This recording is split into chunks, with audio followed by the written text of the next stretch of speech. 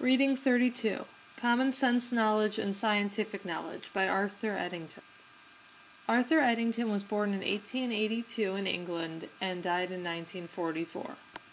He was an astrophysicist known for his work on the theory of relativity, in which he explained Einstein's theory to the English-speaking world, and provided one of the earliest confirmations of the theory in 1919 during a solar eclipse.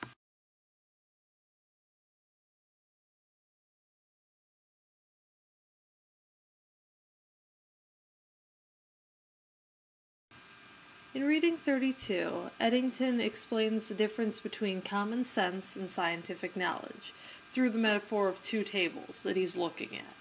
So, look to your left and to your right and you'll see two desks.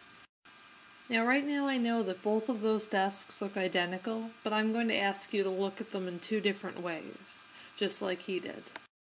The one to your left is the common sense table.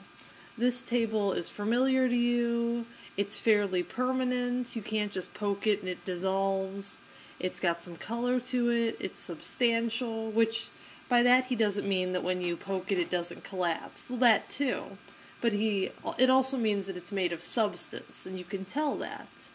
It takes up space, and it's something that anyone can confidently understand. It's an ordinary table. Now that you've all become familiar with the table to your left, you're going to look to the table to your right. Now this table is the scientific knowledge table.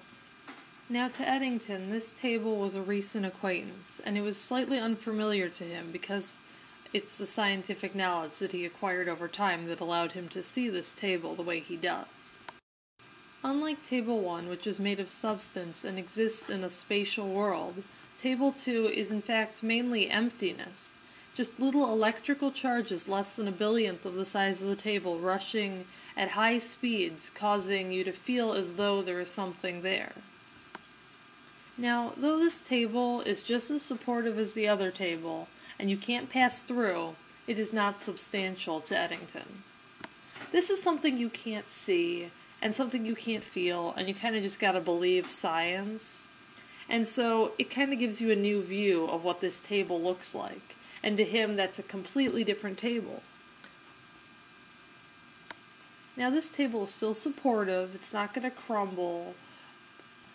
So, technically, and he agrees, they're really the same table pretty much.